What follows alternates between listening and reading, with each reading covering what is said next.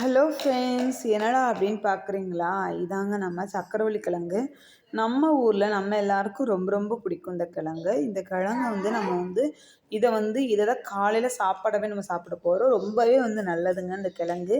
ஏன்னா இந்த கிழங்குல இருக்க நிறைய சத்துக்கள் இருக்குது. இந்த கிழங்கு எப்பயுமே நீங்கள் வாங்குனீங்க அப்படின்னா இந்த மாதிரி நல்லா இந்த கிழங்க நல்லா கழுவிக்கிறங்க. ஏன்னா அது நம்ம கீழேருந்து வருது இல்லையா? அதனால நிறைய மண் இருக்கும். அதனால நல்லா கழுவிக்கிறங்க. கழுவிட்டு இந்த மாதிரி கட் பண்ணிக்கிறங்க. இதை நீங்கள் இட்லி சட்டியில் கூட வச்சு அவிச்சுக்கலாம்.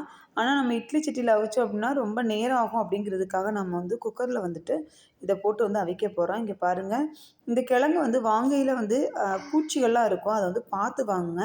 ஏன்னா பூச்சி இருந்ததுன்னா அந்த கிழங்கு ஒரு மாதிரி கசக்கிற மாதிரி இருக்கும். பூச்சி இல்லாமல் இந்த மாதிரி நல்லா இருந்தது, இந்த பாருங்கள் நல்லா வெள்ளை வெள்ளையாக இருக்குது. இந்த மாதிரி இருந்துச்சுன்னா தான் அந்த கிழங்கு சூப்பராக இருக்கும் நம்ம சாப்பிட்றதுக்கு. இப்போ நம்ம தண்ணி ஊற்றியாச்சு. தண்ணி ஊற்றினதுக்கப்புறம் கொஞ்சமாக உப்பு போட்டுக்கிறோங்க. அப்போ தான் அது டேஸ்ட் நம்மளுக்கு கொடுக்கும். உப்பு போட்டதுக்கப்புறம் ஒரு 2 விசில் மட்டும் வைங்க. நிறையா வைக்காதீங்க. நிறையா விசில் வச்சிங்க அப்படின்னா ரொம்ப குழஞ்சிரும். ரொம்ப குழஞ்சா திங்கவே முடியாது. இங்கே பாருங்கள், நம்ம 2 விசில் வச்சு எடுத்துட்டோம். அந்த அழகாக நம்மளுக்கு வந்துருச்சு.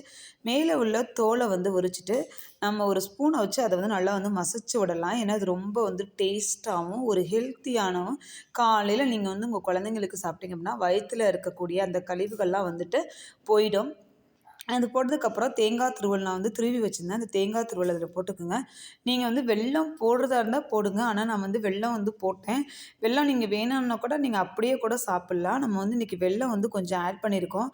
ஆட் பண்ணதுக்கப்புறம் நல்லா கொஞ்சம் போட்டுட்டு நல்லா அந்த வெல்லத்தை நல்லா பிசைஞ்சு விட்டுட்டு நாம் உருண்டையாக உருட்டி வச்சோம் அப்படின்னா சூப்பராக நம்மளுக்கு ஒரு சூப்பரான பிரேக்ஃபாஸ்ட் ரெடி ஆயிருங்க. இந்த வீடியோ உங்களுக்கு ரொம்பவே யூஸ்ஃபுல்லாக இருக்கும் அப்படின்னு நம்புகிறேன். நீங்களும் இந்த மாதிரி உங்கள் குழந்தைங்களுக்கு பண்ணி கொடுங்க.